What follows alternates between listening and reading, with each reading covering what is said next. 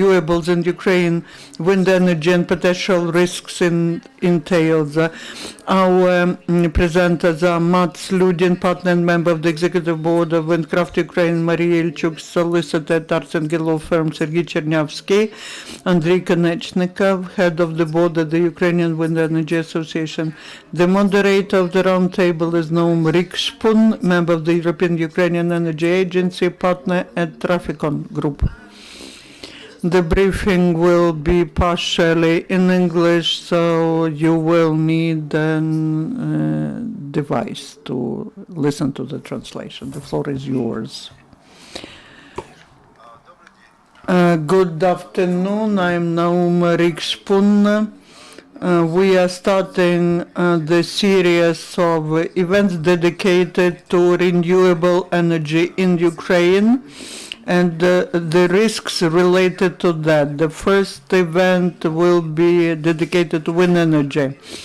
I would like to also mention that one of the focuses of our attention will be looking at risks from the point of view of investment climate in Ukraine, and we will consider how much risks influence the investments. I would like to give the floor to Ludin, partner and member of the executive board of Winkdraft Ukraine.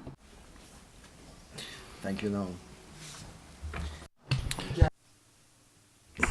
Thank you, Naum. It's very nice to have the opportunity to be here and speak in front of all of you, and in particular about this very interesting subject about wind power and renewable power. We are standing in front of possibly one of the biggest threats against humanity, which is climate change. Wind power is most likely at the moment the best renewable energy source in terms of production of electricity. Many developers have been active in European Union and other countries, and like myself have taken the step of entering the Ukrainian market quite many years ago. And when entering a new market, we have to, of course, review and see the possible opportunities in the market and weigh those towards the risk of being active in a new market. The Ukrainian market is a market with a lot of opportunities. There is a tremendous amount of very good windy locations for wind power. However, there are also a lot of risks associated with that here in Ukraine. When we initially started to look at the market, the initial thought was, will in fact the electricity law function for us? Will we be paid for the service of providing electricity into the network? I think this is one of the biggest risks that you're exposed to. However, by going through the law that came out in 2009, where there was a clear statement that the electricity tariff would be adjusted to a specific euro-based tariff, we felt that this is an opportunity. Here is a country which seems to want to move forward. Since then, we have been able to install 10 large modern wind turbines in the southern Kherson. However, as of last year, we have also experienced that the law that we did believe was a very firm, fixed law, unfortunately was not that fixed. Last year, we experienced that the national regulator did not apply the recalculation in order to keep the same euro-based tariff. This was not only a risk, it became a real threat to our investment as well as anybody else that have been investing in this renewable energy market. Later this year, the regulator did change and did make the recalculation. However, at the same time, they have been imposing emergency ordinances and by doing that, reducing the tariff severely. The question we have asked ourselves is in fact the law there fixed by the parliament, or is the regulator in Ukraine allowed to create its own laws? It seems like that the court system of Ukraine has been agreeing with developers and operators of electricity stations like wind power and stating in their decisions that the regulator has to follow the law, not make the law. However, not only speaking about these particular issues about the tariff, which are very important, I think it's also important to look at what are the risks that are exposing themselves here in Ukraine. Well, we do see the issue about obtaining land in an adequate and consistent manner, which is creating a lot of hurdles for the developers. The licensing procedure is also lacking, shall we say, coordination, and you are exposed to various authorities at various times that may in fact stop your development. And this may be actually one of the biggest issues for a developer that is working on a wind power station, and that is the uncertainty about how long time will I have to spend in order to see the wind power station starting constructing, and later how long time will it take for me to recover my investment. I think, however, that the process is workable and thereby something that we can live with. However, my recommendation is clearly that the Ukrainian authorities ought to be looking at the European Union's new processes for setting up tenders, and through the tenders providing a safe environment for the developers and the investors. In other issues, I think that we have to see that during the construction period, because of the lack of experience in the country, one is also exposed to a number of risks that one would not necessarily have to take in other countries. Put all these things together, and I think that it's clear that the electricity tariff in Ukraine has to be risk adjusted and give the developer and the owners of the wind power stations a higher level of tariff than they would have in Western Europe to compensate for the risky situation. In addition, there is today a major hurdle, and that is the lack of financing options. The present market for bank loans is extremely limited, and this, not perhaps being a risk, but being the reason why many of the power stations today are simply not being implemented. The normal use of credits is about 70% of the investment cost.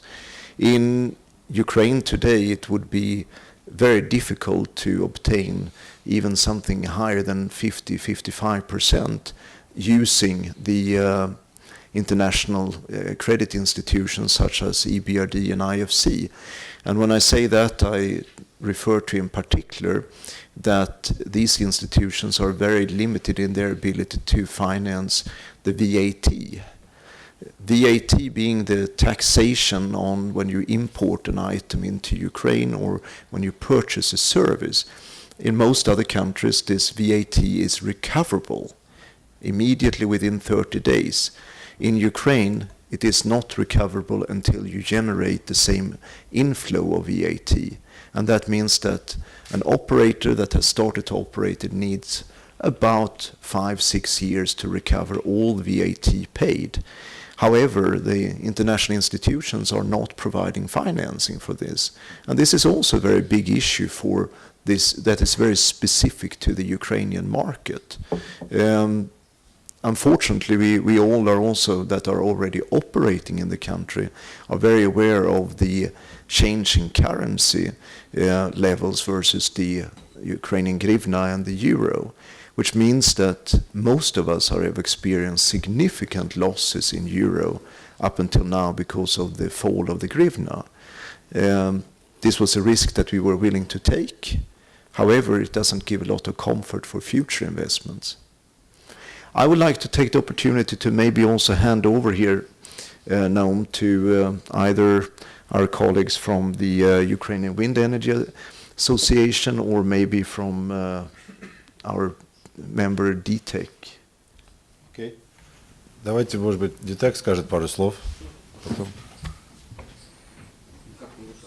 Как вам удобнее? Может быть, Microphone оттуда, right да? there. Спасибо, что пригласили. Thank you for having invited us here so that we could take part in this event. I'll show you a couple of slides. I won't tell you anything new, but I'd like to add to what Mats said. Maybe a couple of pictures about how the situation looks and how we see the problems as far as the involvement of investment is concerned. We have already heard that you have to combine risks and tariffs that with the level of tariffs that we have in our country. So here on the chart, well, you see two charts that reflect non-standard and problematic situation for Ukraine when we see that the tariff for wind energy in Ukraine for new projects is within the limits of what is average for Europe, but you should take into account that part of the countries have already fulfilled their obligations about the development of energy sector until 2020, so they do not see the necessity to intensively support and that's this sector, and that's why they are lowering their efforts. But even within this situation, you see that Ukraine is within the limits of numbers that's set for Europe. But another chart is about the risks. This is the number that, the quantity that defines the capital for the country and what we expect to be realized in Ukraine. And you see that Ukraine is far, far above the average number for Europe. So when we talk about the involvement of attracting investment, any investor would look at these two charts and they will compare the profit that they can get here with the risks that they assume when they start operating in this country. So this is important to take into account, and this is important for regulators and the Ukrainian authorities, because the issue is not about some companies and investors wanted to get super profit here. There should be adequate attitude towards the assessment of risks by investors. And if you don't reach a correct comparison of these factors, then investors would go to other countries where the risks are lower. Another point that I would like to dwell on is that I think we are not entirely correct in assessing the need for renewable energy in Ukraine. Many people, even on the level of government and regulators, express the idea that the main task that we should reach is just to fulfill the obligations of Ukraine according to the directive, and few people are interested why such tariffs and quantities were set up. And the main message for many people as far as renewable energy is concerned is some good conditions for Europeans who want to live in a clean environment. That's why they don't want to take dirty technology and want to switch over to some renewables. But this is not entirely so. The European Union has adopted an strategy in the energy sector based mostly on the principle of energy independence. They have evaluated their dependence on foreign sources. They have come to a conclusion that this creates certain threats for the European Union, and they have developed an energy strategy that would allow them to diminish this influence. And so they set up the goals to minimize energy dependence. I won't enumerate all of them, but the second important factor is local production of energy, and the special attention should be paid to the development and support of renewable sources of energy. And we see that the weight of imported resources amounts to 53%, and that's why they raised this issue. In Ukraine, it is complicated to offer any reliable figure, but when we looked at the structure of generation of power in Ukraine, we see that there's a part for which the nuclear power stations are responsible, then some conventional electric stations, heat power stations, who generate energy, and they also import it. So in a schematic way, you can see this chart that the average meaning in Ukraine of our imported resources is higher than in Europe. However, we hear once and again that renewable sources of energy or renewable energy is not needed, but by Ukraine, at least not now. Another point that I would like to dwell upon, excuse me, but we don't have much time. Yes, I'll finish soon. An important moment is that we will need to renew quite a lot of generating capacities, because a lot of those that we use now are rather outdated. And when we look at how to restore those capacities or how to replace them, then probably we should look at which technologies are more efficient from the point of view of $1 for a kilowatt hour that we add. Another chart that reflects the full cost of generation that includes both investment and expenditure for the generation. According to Lozart American Agency, we see that the technology has become so cheap and efficient that it really easily competes with traditional sources. So even while solving the tasks of not very high Fallopian order, not the renewable sources, but just the efficiency, we see that the most efficient way to develop energy sector is to support wind energy, and I think that very soon other renewable sources will show the same level of efficiency, and we will develop them. Thank you very much. I give the floor to Marya Ilchuk, who is a solicitor at Arzinger law firm.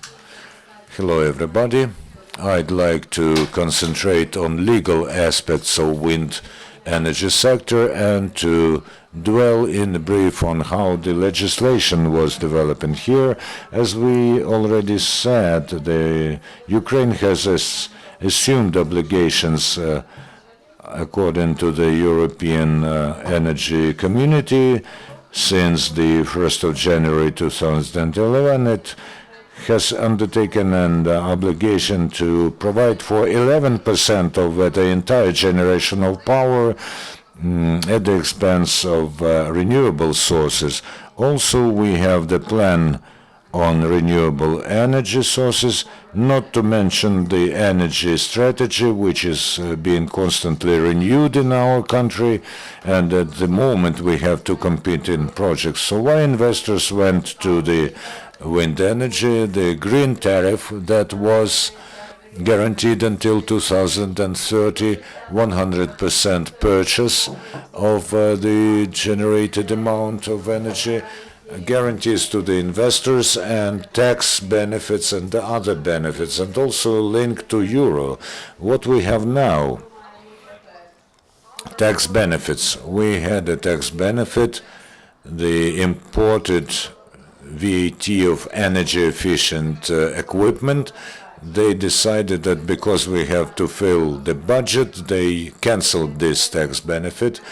We can commend that not all the developers, or we may say very few developers, could use it at all. So in fact, few people have lost because the benefit was canceled, but another tax benefit, relief from the profit tax, many have suffered because of this, because this significantly influenced the cost of projects as such. What we have further, apart from tax benefits, we have to take into account the fact that in Ukraine there was an emergency situation, state of emergency in August of 2014.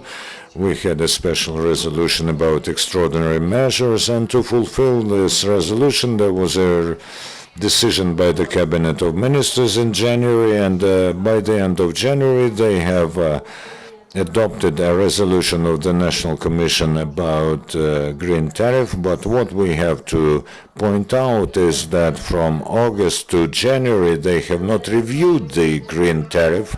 Euro was rising, but the guarantee that was fixed in the law and still is was not fulfilled. So the National Commission adopted a resolution about indexing the green tariff and linking it to euro in the end of January, but maybe on the same day or the next day they have adopted a resolution to lower the green tariff, and this was 10%. So in a month they adopt another resolution to lower the tariff by 50%. What do we have as a result? We have a number of cases where they sue the government, and as far as I know, DTEC also sued in the court because about non-review of tariffs. Also, there is a ruling by the court about joining into one case the appeal against the resolution of the National Commission on Regulation of Energy Sector about the lowering of green tariff by 10%. And as a result, all these events that are taking place on the energy market are not a very good indicator for wind energy production or renewable energy in general, but a good signal is that the Parliament at the moment and many experts are being involved, try to work to develop some efficient measures on the market of renewable energy. This is a draft law 2010, registered in January this year. It wasn't voted yet, and it was changed a lot of times. What does it provide for? First of all, let's not touch upon other aspects of alternative energy. Let's concentrate on wind. First of all, of course, wind may seem that the quotient there stays as it was designated, and this gives us a chart of quotients for different kinds of energy, and this is the lowering of green tariff for 10, 20, 30% after 2015, 20, and 25. But if you have a look at this chart as it is on this side of the parliament, then you see that where wind is concerned, it is being lowered not for 10, 20 or 25, 30%, but 13, 17 and 31%. We should mention this. A positive message in draft law 2010 is that green tariff is introduced for private households and wind installations. Previously, we had such an opportunity only for sun batteries in private households. Apart from this, an important achievement of the 2010 draft law is that we go away from the requirement of local component, which was more than once criticized by lawyers and energy community, as it contradicts a number of international agreements signed by Ukraine, including the WTO agreement and energy charter and the legislation of energy community. So what happens to local component? It's been replaced with the so-called increment.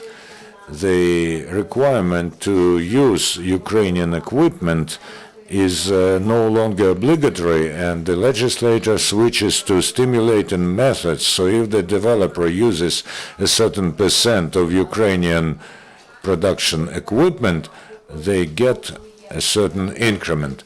I won't now quote percentage about the amount of this increment, the size of this increment, because a respective committee of the parliament took place last week. It shall be published one of these days, a new chart. But irrespective of what the percentage will be, a positive thing is that we abandon the request for local component. Many people say that increment is not good, as we say that Ukraine cannot pay according to green tariffs, so shall we guarantee some increment for local equipment, or shall we give this to the market to regulate? And there should be a free market, and if Ukrainian equipment is competitive enough, then developers will choose the Ukrainian equipment, not imported one. Another thing about 2010, which was one of the most discussed things, first of all, it does foresee that there won't be benefits about joining the grid for the renewable energy. At the moment, we still have a clause where Oblenergo should undertake part of the expenditure for joining the grid. In 2010 draft law, we are going away from this. There was an idea also to introduce a moratorium on the development of renewable projects, including wind. But the positive signal is that they have abandoned this idea. According to the last information I have, they don't plan to introduce a moratorium. Besides, one of the most debated issues was the purchase, whether the law will guarantee 100% purchase of the produced electric energy, but it says that the energy will be bought minus the energy that they use for their own needs. There were also attempts to limit the purchase of energy to 90%. Let's see what finally emerges in the draft law and what they will vote for and how this will be changed before the second reading. And probably the most troubling issue for investors, link to euro. Everybody says that link to euro in the projects for renewable energy is important and is needed, because most of the projects are realized due to loans, and loans are given by EBRD in euro. So maybe the link to euro will be guaranteed for the projects that will be commissioned before the end of 2024, and this won't be happening since 2025, because if renewable energy sector is not cost effective by 2025, then there's no sense in stimulating it further. I cannot agree with this, as we have obligations according to indicative goals, and we do aim at reaching some level. This is not just a requirement that the law stipulates. This is in the context of our future, in the context that the renewable energy is not as expensive as other kinds of energy, like heat energy produced by heat stations or nuclear stations. So to sum up, I'll say that draft law 2010 is a positive signal in spite of some not very good moments that took place on the energy market that affected our developers. Let's hope that they will adopt the legislation that will allow renewable energy, including wind energy, to develop. Даю слово Сергею. Now we would like to give the floor to Sergiy Chernyavskyi, Managing Partner at Universal Insurance Brokers and Consultants. Thank you. Good afternoon, dear colleagues. Continuing on the topic of wind energy, I would like to talk about insurance. Investments are important in any project, but naturally, when investor invests into a project, wants to insure the investment. All over the world, the insurance is used as the instrument of minimization of risks. If we take 100% risks which cover any business project, the classical insurers agree to cover 30-40%, in some cases up to 50%, but that is quite universal and a working instrument which will help the investor to provide additional guarantee for security of its business. I would like to mention some aspects that affect tarification of the program, what types of insurance are possible, and how this should be done so that your program is maximum good for you and the investor. Any project and wind energy includes two phases. First is construction, second is operation. It always includes many participants: the investor, the owner of the project, the developers companies, our suppliers of equipment, general contractors, subcontractors, final consumers, and in the very beginning it's important to have a good foundation. So all these sides are to come to the consensus what they want from insurance. And naturally, the main contractor is investor, but they know how much insurance coverage they need. Any project related to wind energy has two phases. The first one is construction, the second one is operational. And the world has invented the bicycle long ago, so there's nothing exotic. These are so-called property risks, so the cargoes at the operational phase. These are the ready projects, the wind units and transformator station plants. Another thing is responsibility to third parties, which includes responsibility during construction and operation of the facility. The third aspect is quite wide, which unfortunately, because Ukrainian market is just at its initial stage of development, few pay attention to that, and that's financial damage. If anything happens during construction or operational phase, all the costs, they really cost not just money, but they cost time as well. The facility does not bring any profit, any income to investor, and then there is an interval in business in construction part when the beginning of operation is delayed, and that protects both investor and owner of the project from financial losses. It's natural. Any project is first of all about money.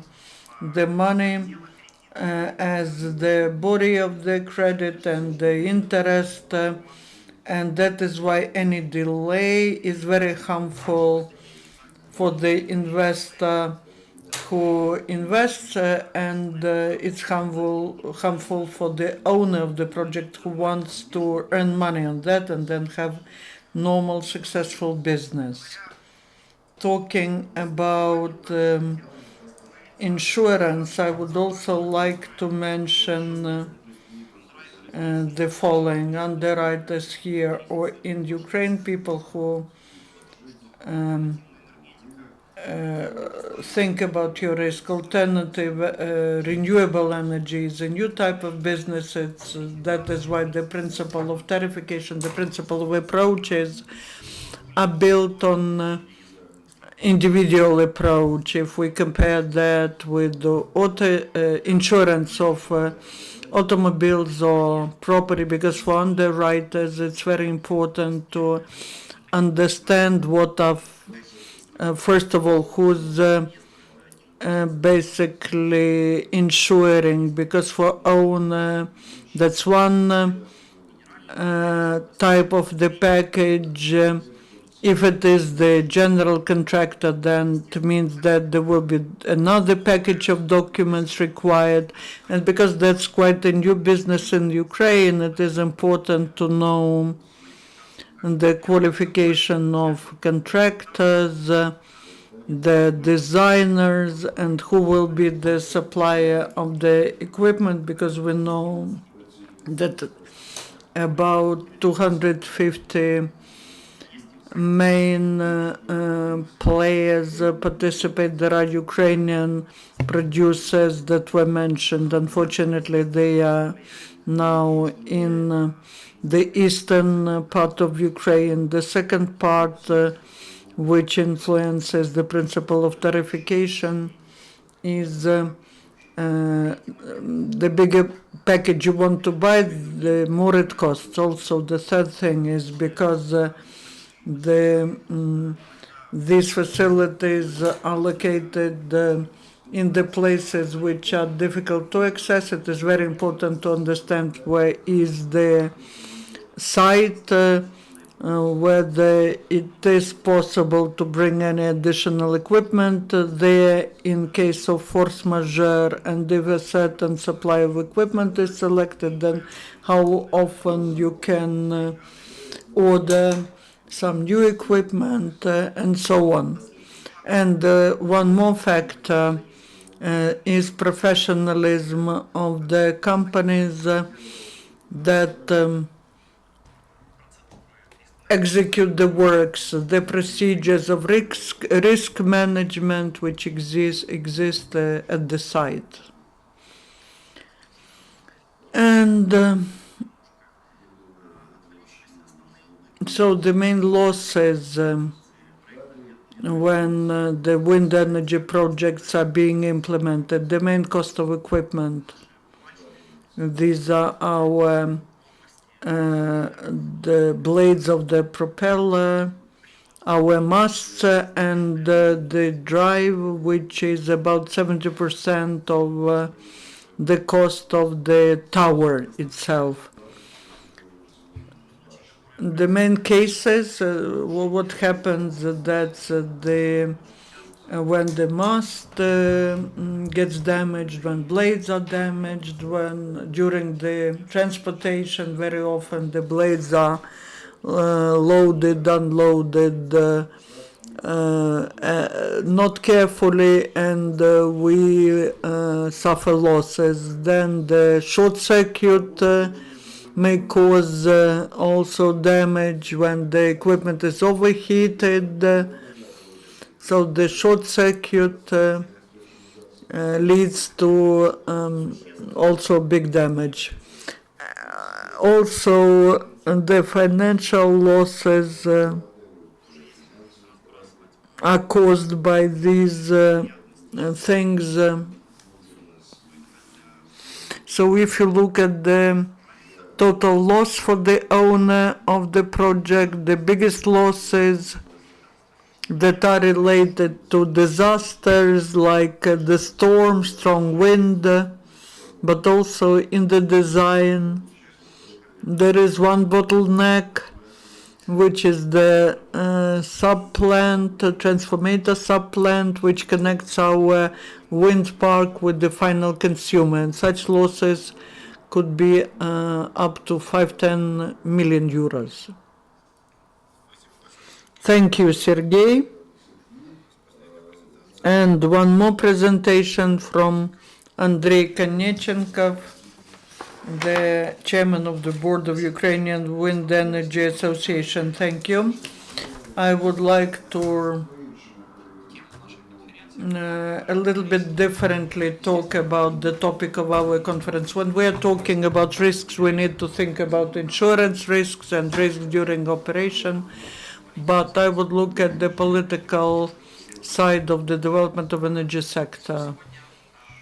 And what is important? What is the main problem in Ukraine? That is dependence on imported energy resources, dependence on equipment, which we purchase, first of all, from Russia for nuclear units. And I would like to draw your attention to how the problems with energy dependence are addressed in other countries. Some of the brightest examples, let's take China. Last year, China had 24,500 megawatt of installed capacity. That's 10 times more than we have in our plan of development till 2020.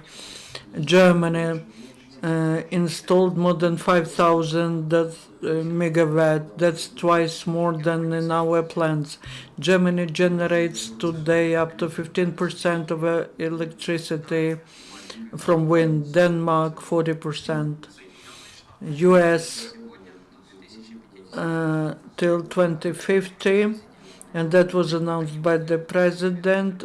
They plan to have 35% share in the total energy consumption. The wind energy is a competitive sector today, which replaces nuclear energy, which replaces the use of technologies which operate on the conventional fuel. And another example, last year there was an agreement signed between Great Britain and France for construction of 2 nuclear units in Great Britain. The price of guaranteed sale of 1 kilowatt hour of electricity is 12.5 euro cent. In Germany, the electricity produced by a wind plant is between 5.5 and 7 euro cents, and their green tariff at the level of 0.08. Today in Ukraine, in order to avoid risks, in order to create normal investment climate, we need to create necessary conditions. We do have two draft laws, two drafts of new energy strategies. One of the drafts is the National Institute of Strategy Research, and thanks to the participation of sectoral association, the National Plan of Development of Renewable Energy is part of that big strategy, and that was approved on the 1st of October last year by the Cabinet of Ministers. There's another strategy developed by the Razumkov Center till 2020, and they also introduced certain changes.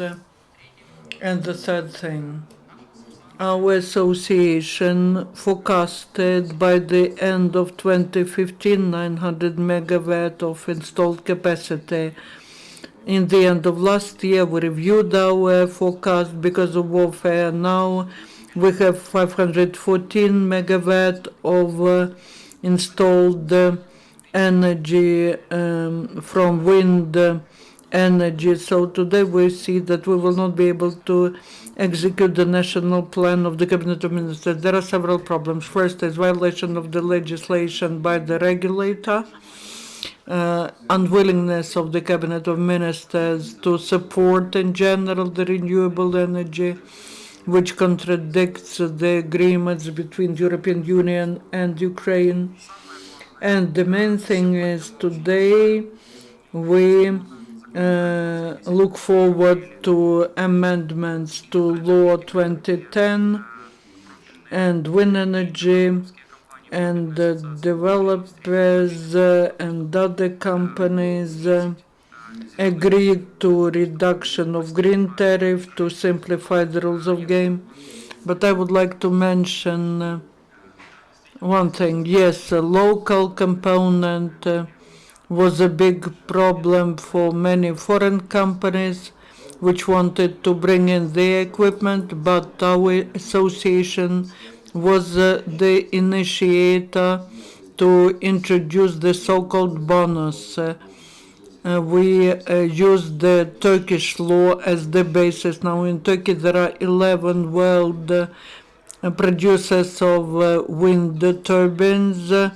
They have their companies there. The bonus is from 5 to 10%, and this will not influence much the market, but it creates certain stimulus to develop the production and to execute, to implement wind energy projects in Ukraine. So the traditional energy and the renewable energy representatives are to get together, and we initiate such meetings to develop the energy balance of the country, to develop the transparent policy, to calculate the real cost of 1 kilowatt of energy produced by wind plant, solar plant, nuclear plant, and so on, to look at real economics which Ukraine needs, and then we'll be able to make a conclusion whether the wind energy is expensive or cheap compared to other sources of energy. The whole world proved that the wind energy is one of the most prospective and one of the cheapest sectors of economy, and today a lot is invested into wind energy. One more figure. Yesterday in the news I saw the data from the 15th of April this year. European Commission supported Germany so that 23 billion euros are invested into construction of 7,000 megawatt offshore plants. I would like in Ukraine to really analyze what is more important, the development of local energy resources or energy dependence on other countries, the peace or the war. The more we develop local energy resources and local energy, the less we will depend on the politics of other countries, and we will not have to fight so much for our independence. Thank you. Thank you, Andriy. Now I'd like to give the floor to you. Whether there are any questions, please don't forget to represent yourself. One Parstyuk, journalistic. I have a question to Max Lunin. Do you have any precise plans on constructing new production capacities regarding wind power generating in Ukraine? And how much investments do you consider placing in those projects? Thank you. When we started, we had an initial plan of reaching 300 megawatt in total. We have reached, as of today, about 30 megawatt, i.e. 10%. We still have the plan of reaching 300 megawatt over a time period.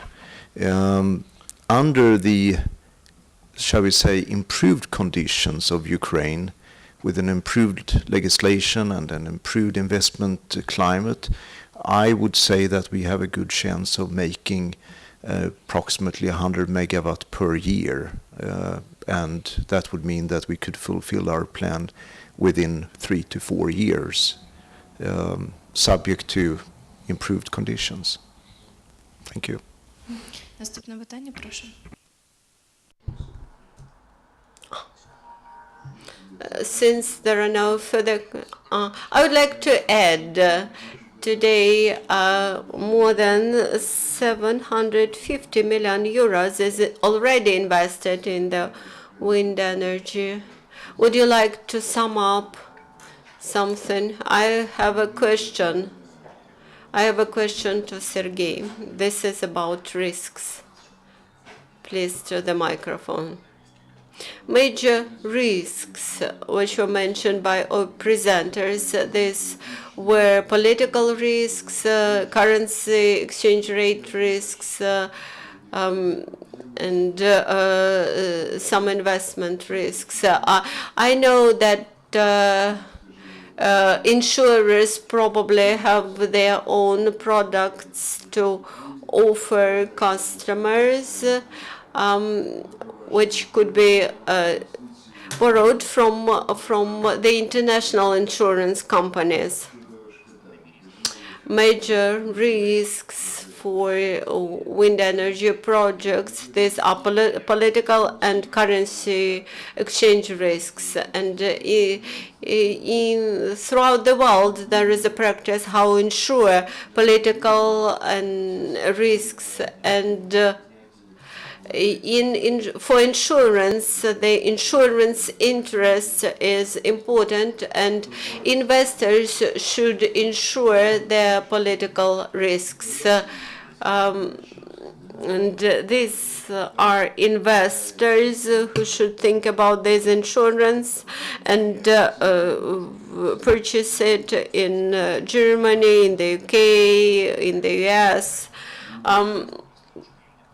Quite often, people misunderstand insurance, and they request to insure some of these risks staying in the territory of Ukraine. They do not understand the nature of this insurance. And nevertheless, I know that many investment funds, many banks have such insurance insurance policies offered to the clients. As far as I know, the share of own investments in such projects is between 30-50% or even more. That's why Ukrainian participants of such projects, they are interested in insurance of such risks. My personal opinion is that since insurance market is a reflection of the internal investment client, on the one hand. On the other hand, we have around 400 insurance companies in Ukraine, while 350 out of them are without any their own capitals. then for Ukrainian insurance market, it's rather problematic to insure political risks. Also, another big problem, there is the lack of capitalization among insurance companies. For some companies to cover or to pay premium at the level of $2 million, it's quite a problem. And my next question is to Andriy.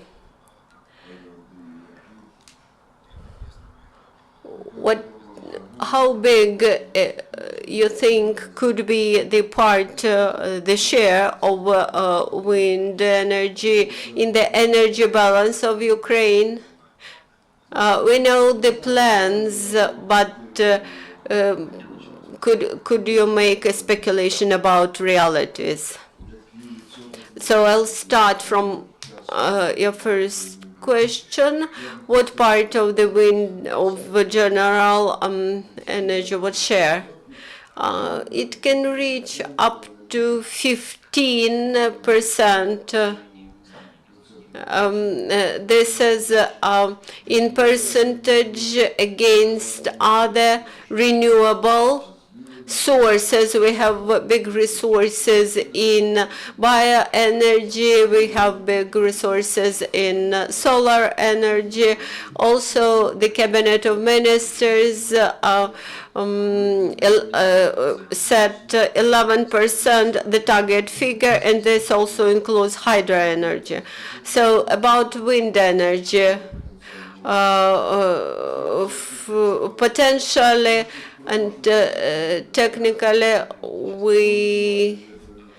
how we can balance wind energy capacities with our energy market, taking into account that we have nuclear energy, with which we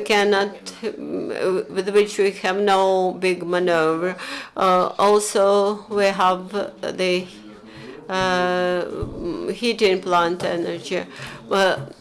In the last plan, there was 16,000 megawatts. This was calculated based on the data of the Ministry of Energy at that time, and this provided for the 20% in energy balance. But the more situation changed, the more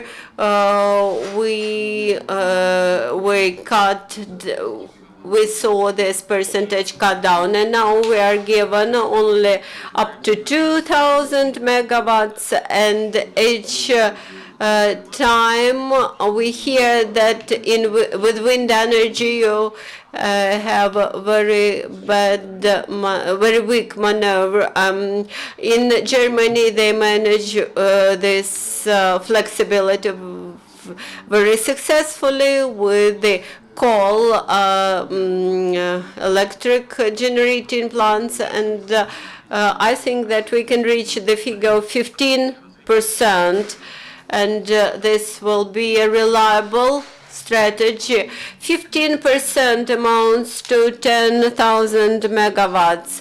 How long time may it take to reach these targets? It depends on the investment climate, stability, predictability, investment climate. If we would preserve green tariffs from 2009, we were able to implement this project by 2030. But currently, we have 4 wind power plants in the ATO zone, so the European Bank on Reconstruction and Development won't lend money for these projects. Also, we are now deprived from our projects in Crimea. So, unless the rules of the game are changed and current legislation is improved, then we won't be very successful in this sphere. If we wish to invest in our own jobs, if we wish to invest in our own resources, then the situation will change for the future, and then we'll discuss new plans. Madam Ditek, maybe you would like to add anything because I interrupted you. Are there any other questions from the audience?